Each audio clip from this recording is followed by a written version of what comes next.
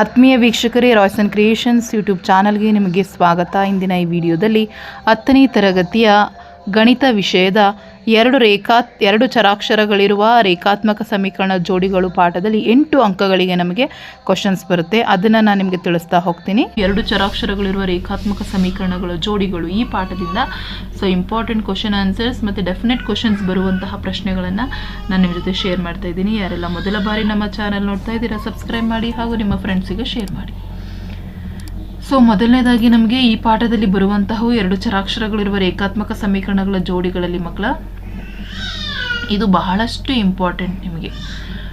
ಎರಡು a1x plus b1y plus c1 0 ಮತ್ತು a2x plus b2y plus c2 0ಗಳು 2 ಚರಾಕ್ಷರಗಳಿರುವಂತಹ ರೇಖಾತ್ಮಕ ಸಮೀಕರಣಗಳಾದಾಗ ನಿಮಗೆ ಇಲ್ಲಿ ನಂಬರ್ಸನ್ನು ಕೊಟ್ಬಿಟ್ಟು ಏನು ಮಾಡ್ತಾರೆ ಗೊತ್ತಾ, ಇವು ಇವು ಎಂತಹ ಸ್ವರೂಪವನ್ನು ಇವು ಯಾವ ರೀತಿಯ ರೇಖೆಗಳು ಅಥವಾ ಇದರಲ್ಲಿ ಎಷ್ಟು ಪರಿಹಾರಗಳಿವೆ ಅಥವಾ ಇದು ಯಾವ ವಿಧದ ಸಮೀಕರಣ.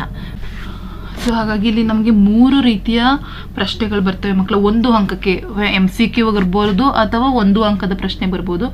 2 ಸಮೀಕರಣಗಳನ್ನು ರೇಖಾತ್ಮಕ ಸಮೀಕರಣ ಕೊಟ್ಬಿಟ್ಟು ಅದು ಯಾವ ವಿಧದ ರೇಖೆ ಅಂತ ಕೇಳ್ಬೋದು ಅಥವಾ ಎಷ್ಟು ಪರಿಹಾರ ಇದಾವೆ ಕೇಳ್ಬೋದು, ಸಮೀಕರಣದ ವಿಧ ಕೇಳ್ಬೋದು. ಹಾಗಾಗಿ ಇವು 3 ಸಹ ನೀವು ನೋಡ್ಕೊಳ್ಳಿ ಮಕ್ಕಳ. a1/a2 not equal to b1/b2 ಆದರೆ ಛೇದಿಸುವ ರೇಖೆ ಒಂದು ಪರಿಹಾರವನ್ನು ಹೊಂದಿರ್ತದೆ ಮತ್ತು ಸ್ಥಿರ ಜೋಡಿಗಳಾಗಿರ್ತವೆ. ನಂತರ ಎಲ್ಲವೂ ಈಕ್ವಲ್ ಆಗಿದ್ರೆ ಐಕ್ಯಗೊಳ್ಳುವ ರೇಖೆಗಳು ಅಪರಿಮಿತ ಪರಿಹಾರ ಇರ್ತದೆ, ಸ್ಥಿರ ಮತ್ತು ಅವಲಂಬಿತ ಜೋಡಿ ಆಗಿರ್ತದೆ. ಬಟ್ ಸಮಾಂತರ ರೇಖೆಗಳಿಗೆ ಬಂದಾಗ ಪರಿಹಾರಗಳಿರಲ್ಲ ಮತ್ತು ಅವು ಅಸ್ಥಿರ ಜೋಡಿಯನ್ನು ಹೊಂದಿರ್ತದೆ. ಹಾಗಾಗಿ ಈ ಒಂದು ಕಾಲಮನ್ನು ಕಾನ್ಸಂಟ್ರೇಟ್ ಮಾಡಿ ನೋಡ್ಕೊಳ್ಳಿ ಮಕ್ಕಳ. ಆ್ಯಂಡ್ ರೇಖಾತ್ಮಕ ಸಮೀಕರಣಗಳ ಜೋಡಿಗಳ ಪರಿಹಾರ ನಿಮಗೆ ವರ್ಜಿಸುವ ವಿಧಾನದಿಂದ ಬಿಡಿಸ್ಲಿಕ್ಕೆ 2 ಅಂಕಕ್ಕೊಂದಿರ್ತದೆ ಮತ್ತು ಒಂದು ನಕ್ಷೆ ಅಂತೂ ಇದ್ದೇ ಇರುತ್ತೆ ಮಕ್ಕಳ. ನೋಡಿ, ಬಹು ಆಯ್ಕೆಯ ಪ್ರಶ್ನೆಗಳು ತುಂಬ ಬಾರಿ ಕೇಳಿದ್ದಾರೆ ಮಕ್ಕಳ ಈ ರೀತಿಯ ಪ್ರಶ್ನೆಗಳನ್ನು. 2 ಸಮೀಕರಣಗಳನ್ನು ಕೊಟ್ಬಿಟ್ಟು ಪರಸ್ಪರ ಐಕ್ಯಗೊಂಡಿದ್ದರೆ ಯಾವ ಸಂಬಂಧ ಹೊಂದಿರ್ತದೆ. ಪರಸ್ಪರ ಐಕ್ಯ ಅಂತ ಹೇಳಿದ್ರೆ a1/a2 equal to b1/b2 equal to c1/c2. ಹಾಗಾಗಿ ಈ ರೀತಿ ಪ್ರಶ್ನೆಗಳನ್ನು ಅವರು ತುಂಬ ಬಾರಿ ಕೇಳಿದ್ದಾರೆ, ಹಾಗಾಗಿ ಗಮನ ಕೊಟ್ಟು ನೋಡ್ಕೊಳ್ಳಿ. ನೆಕ್ಸ್ಟ್ ಇಲ್ಲೂ ಸಹ ಕೊಟ್ಟಿದ್ದಾರೆ, ರೇಖೆಗಳ ಜೋಡಿಗಳು ಛೇದಿಸುವ ರೇಖೆಗಳಾದರೆ ಅವುಗಳ ಸಹ ಗುಣಕಗಳನ್ನು ಕಂಡುಹಿಡಿಯಿರಿ. ಛೇದಿಸುವ ರೇಖೆಗಳು ಅಂತ ಹೇಳಿದ್ರೆ a1/a2 not equal to b1/b2 ಆಗಿರ್ತದೆ. ಹಾಗಾಗಿ ಆಪ್ಷನ್ ಎ ಕರೆಕ್ಟ್ ಆಗಿರುವಂಥದ್ದು. ನೋಡಿ, ಇಲ್ಲಿ ಡಿಸ್ಪ್ಲೇ ಆಗ್ತಿರೋ ಎಲ್ಲ ಕ್ವಶನ್ಸ್ಗಳು ಮಕ್ಕಳ ನಿಮ್ಮ ಎಕ್ಸಾಮ್ಗೆ ಕೇಳಿರುವಂಥ ಕ್ವಶನ್ಸ್ಗಳೇ. ಹಾಗೂ ಈ ರೀತಿ ಪ್ರಶ್ನೆಗಳನ್ನೇ ಕೇಳಿರೋದ್ರಿಂದ ಆ ಟೇಬಲ್ ಹೇಳಿದ್ನಲ್ಲ ನಾನು, ಅದಷ್ಟನ್ನು ನೀವು ನೋಡ್ಕೊಳ್ಳಿ ಮಕ್ಕಳ, ಆಗ ನಿಮಗೆ ಒಳ್ಳೆಯ ಅಂಕಗಳು ಸಿಗ್ತವೆ. ನೆಕ್ಸ್ಟ್ ಇಲ್ಲಿ ಸಮಾಂತರ ರೇಖೆಗಳಾದರೆ ಅವುಗಳ ಸಂಬಂಧ ಯಾವುದು ಅಂತ ಕೇಳಿದ್ದಾರೆ. a1/a2 equal to b1/b2 not equal to c1/c2 ಆಗಿರ್ತದೆ. ನೆಕ್ಸ್ಟ್ ಇಲ್ಲಿ ನೋಡಿ, a1/a2 not equal to b1/b2 ಆದರೆ ಅಲ್ಲಿ ಎಷ್ಟು ಸಮೀಕರಣಗಳಿದ್ದಾವೆ. ಅಲ್ಲಿ ಸಮೀಕರಣಗಳಿಗೆ ಅನನ್ಯ ಪರಿಹಾರವನ್ನು ಹೊಂದಿರ್ತದೆ. ಆಪ್ಷನ್ ಬಿ ಸರಿಯಾಗಿರುವಂಥ ಉತ್ತರ. ನೋಡಿ, ನಿಮ್ಗೆ ಆ ಟೇಬಲ್ ಅನ್ನು ಗೊತ್ತಿದ್ರೆ ಮಕ್ಕಳ, ಅದ್ರ ಮೇಲೆ ಕೇಳುವಂತಹ ಎಲ್ಲ ರೀತಿಯ ಪ್ರಶ್ನೆಗಳನ್ನು ನೀವು ಆನ್ಸರನ್ನು ಮಾಡ್ಬೋದಾಗುತ್ತೆ. ಇವೆಲ್ಲ ಎಕ್ಸಾಮ್ಗೆ ಕೇಳಿರುವಂತಹ ಪ್ರಶ್ನೆಗಳೇ ಆಗಿರ್ತವೆ ಮಕ್ಕಳ. ಹಾಗಾಗಿ ಹೆಚ್ಚು ಕಾನ್ಸಂಟ್ರೇಟ್ ಮಾಡಿ ನೋಡ್ಕೊಳ್ಳಿ. ಇಲ್ಲಿ ನೋಡಿ, 2 ಸಮೀಕರಣ ಕೊಟ್ಟಿದ್ದಾರೆ. ಇವು ಸಮೀಕರಣಗಳು ಎಂಥ ಸಮೀಕರಣಗಳು, ಐಕ್ಯಗೊಳ್ತವ ಅಥವಾ ಸಮಾಂತರನ. ಹಾಗಾಗಿ ನೀವು ಅದನ್ನು a1/a2 ಅಂತ ತಗೊಂಡು ಮಾಡ್ತಾ ಹೋದರೆ ನಿಮಗೆ ಅಲ್ಲಿ ಕನ್ಫರ್ಮ್ ಆಗಿ ಗೊತ್ತಾಗುತ್ತೆ. ನೆಕ್ಸ್ಟ್ ಇಲ್ಲಿ ಇವುಗಳನ್ನ ರೇಖೆಗಳಲ್ಲಿ ಪ್ರತಿನಿಧಿಸಿದಾಗ ಇವು ಎಂತಹ ರೇಖೆಗಳು. ಛೇದಿಸುವ ರೇಖೆಗಳಾಗಿದ್ರೆ a1/a2 not equal to b1/b2 ಆಗಬೇಕು. ಸಮಾಂತರ ರೇಖೆಗಳಾಗಬೇಕು ಅಂದರೆ a1/a2 equal to b1/b2 not equal to c1/c2. ಐಕ್ಯ ಅಂತ ಹೇಳಿದ್ರೆ ಎಲ್ಲವೂ ಈಕ್ವಲ್ ಆಗಿರ್ತದೆ. ಹಾಗಾಗಿ ಆ ರೇಖೆಗಳನ್ನ ತೆಗೆದುಕೊಂಡು ಸಮೀಕರಣ ತೆಗೆದುಕೊಂಡು ಮಾಡಿ. ನೋಡಿ, ಈ ಅದೇ ರೀತಿಯ ಪ್ರಶ್ನೆಗಳನ್ನು ತುಂಬ ಬಾರಿ ಕೇಳಿದ್ದಾರೆ ಮಕ್ಕಳ. ನಾನಿಲ್ಲಿ ಡಿಸ್ಪ್ಲೇಯಲ್ಲಿ ಕೊಡ್ತಾ ಹೋಗ್ತಿದ್ದೀನಿ. 1 ಅಂಕಕ್ಕಾಗಿರೋದ್ರಿಂದ ಎಲ್ಲ ಇದೇ ರೀತಿಯ ಲೆಕ್ಕಗಳಿದ್ದಾವೆ ನೋಡಿ ಮಕ್ಕಳ. ಇಲ್ಲಿರುವಂಥ ಅಷ್ಟು ಲೆಕ್ಕಗಳು ಸಹ ಆ ಒಂದು ಟೇಬಲ್ ಮೇಲೇ ಕೇಳಿರುವಂಥದ್ದು. ಹಾಗಾಗಿ ಹೆಚ್ಚು ಕಾನ್ಸಂಟ್ರೇಟ್ ಮಾಡಿ ನೋಡಿ, ನಿಮ್ಮ ಎಕ್ಸಾಮ್ಗೆ ಚೆನ್ನಾಗಿ ಪ್ರಿಪೇರ್ ಆಗಿ ಮಕ್ಕಳ. ಯಾಕೆಂತ ಹೇಳಿದ್ರೆ 1 ಅಂಕನೂ ಸಹ ಬಹಳಷ್ಟು ಇಂಪಾರ್ಟೆಂಟ್ ಆಗಿರ್ತದೆ. ಹಾಗಾಗಿ ಈ ರೀತಿಯ ಲೆಕ್ಕಗಳೇ ಇರೋದ್ರಿಂದ ಹೆಚ್ಚು ಅವುಗಳನ್ನು ನೋಡ್ಕೊಳ್ಳಿ. ಇದು MCQ ಕ್ವಶನ್ಸ್ ಆಯಿತು ಅಂದರೆ ನೆಕ್ಸ್ಟ್ 1 ಅಂಕಕ್ಕೆ ನಿಮಗೆ ಬರುವಂಥ ಪ್ರಶ್ನೆ. 1 ಅಂಕಕ್ಕೆ ಯಾವ ರೀತಿ ಕೇಳ್ತಾರೆ ಅಂತ ಹೇಳಿದ್ರೆ, ಈಗ ಫಾರ್ ಎಕ್ಸಾಂಪಲ್ಗೆ x ಮತ್ತು y ಚರಾಕ್ಷರಗಳನ್ನು ಹೊಂದಿರುವಂತಹ ಒಂದು ಜೊತೆ ರೇಖಾತ್ಮಕ ಸಮೀಕರಣಗಳ ಆದರ್ಶ ರೂಪವನ್ನು ಬರೆಯಿರಿ. ಆದರ್ಶ ರೂಪ ಅಂತ ಹೇಳಿದ್ರೆ very easy. a1x plus b1y plus c1 0. ಅದೇ ರೀತಿ a2x plus b2y plus c2 0. ಓಕೆನಾ.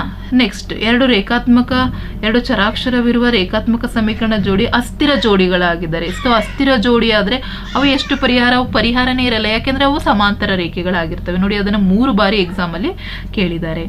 ನೆಕ್ಸ್ಟ್ ಇಲ್ಲಿ 2 ಸಮೀಕರಣ ಕೊಟ್ಬಿಟ್ಟು ಇವುಗಳ ಪರಿಹಾರಗಳ ಸಂಖ್ಯೆಯನ್ನು ಕಂಡುಹಿಡಿಯಿರಿ. ಇಲ್ಲಿ C1 not equal to C2 ಅಂತ ಕೊಟ್ಟರೆ, ಸೊ ಆಬ್ವಿಯಸ್ಲಿ ಅವೇನಾಗಿರ್ತವೆ ಮಕ್ಕಳ, ಸಮಾಂತರ ರೇಖೆಗಳಾಗಿರ್ತವೆ. ಹಾಗಾಗಿ ಅವು ಯಾವ ಪರಿಹಾರನೂ ಹೊಂದಿರಲ್ಲ. ಸೊ ಹಾಗಾಗಿ ಇವೆಲ್ಲ ಆಲ್ಮೋಸ್ಟ್ 1 ಅಂಕಕ್ಕೆಲ್ಲ ನಿಮ್ಗೆ ಅವೇ ಕೇಳೋದು. ಹಾಗಾಗಿ ಅವುಗಳನ್ನೇ ನೀವು ಹೆಚ್ಚು ಅಭ್ಯಾಸವನ್ನ ಮಾಡಬೇಕಾಗುತ್ತೆ ಮಕ್ಕಳ. ಸೊ ನೋಡಿ, ಇಲ್ಲಿರುವಂಥ ಅಷ್ಟು ಸಹ ಅವೇನೆ.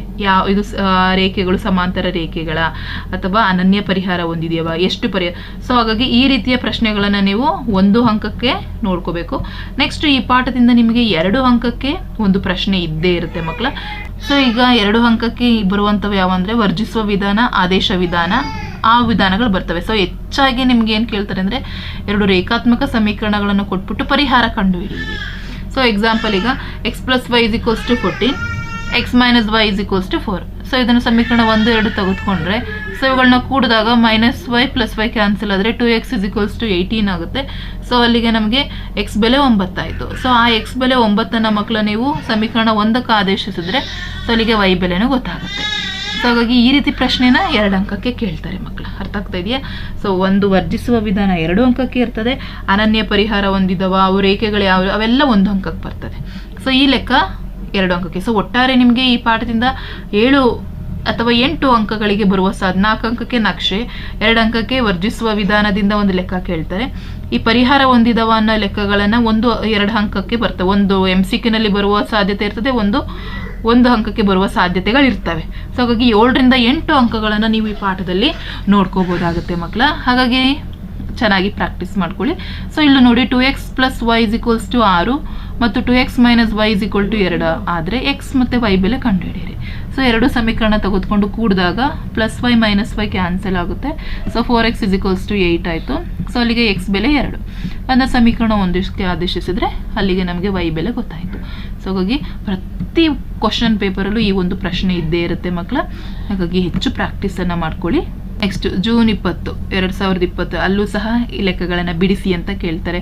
ಸೊ ಅವ್ರೇನಾದರೂ ವರ್ಜಿಸುವ ವಿಧಾನ ಅಂದರೆ ವರ್ಜಿಸುವ ವಿಧಾನ, ಅಥವಾ ಆದೇಶ ವಿಧಾನ ಅಂತ ಹೇಳಿದ್ರೆ ಆದೇಶನ ವಿಧಾನಕ್ಕೆ ನೀವು ಹೋಗಬೇಕಾಗುತ್ತೆ. ಆಲ್ಮೋಸ್ಟ್ ನಿಮಗೆ ಎಲ್ಲ ವರ್ಜಿಸುವ ವಿಧಾನದಲ್ಲೇ ಕೇಳಿದ್ದಾರೆ ಮಕ್ಕಳ.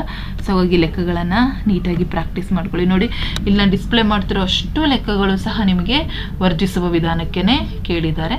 ಸೊ ಇದಿಷ್ಟು 2 ಅಂಕಕ್ಕೆ ಕೇಳುವಂತಹ ಪ್ರಶ್ನೆಗಳು.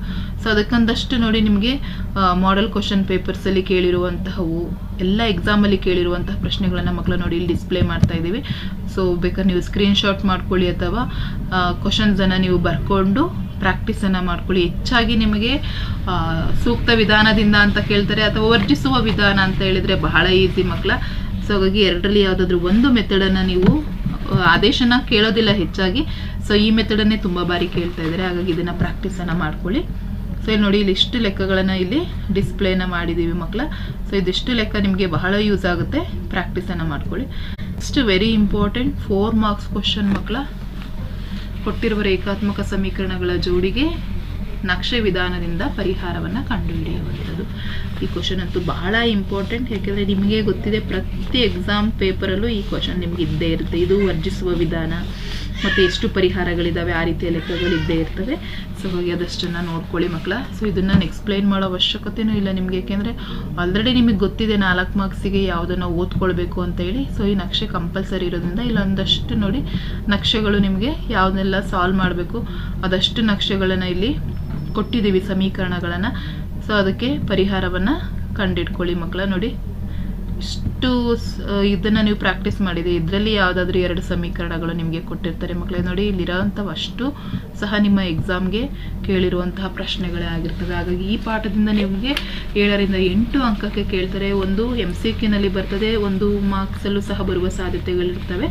ಅವೆರಡು ಪರಿಹಾರ ಎಷ್ಟು ಅಥವಾ ಇವುಗಳ ಸಂಬಂಧವನ್ನು ಬರೀರಿ ಅವು ಕೇಳ್ತಾರೆ. 2 ಅಂಕಕ್ಕೆ ಬಿಡಿಸಿ ಅಂತ ಕೇಳ್ತಾರೆ ಅಥವಾ ವರ್ಜಿಸುವ ವಿಧಾನ ಕೇಳ್ಬೋದು. ನೆಕ್ಸ್ಟ್ 4 ಅಂಕಕ್ಕೆ ಈ ಪ್ರಶ್ನೆಯನ್ನು ನಕ್ಷೆಯನ್ನು ಬಿಡಿಸ್ಲಿಕ್ಕೆ ನಕ್ಷೆ ವಿಧಾನದಿಂದ ಪರಿಹಾರ ಕಂಡುಹಿಡಿಯಲಿಕ್ಕೆ ಕೇಳ್ತಾರೆ.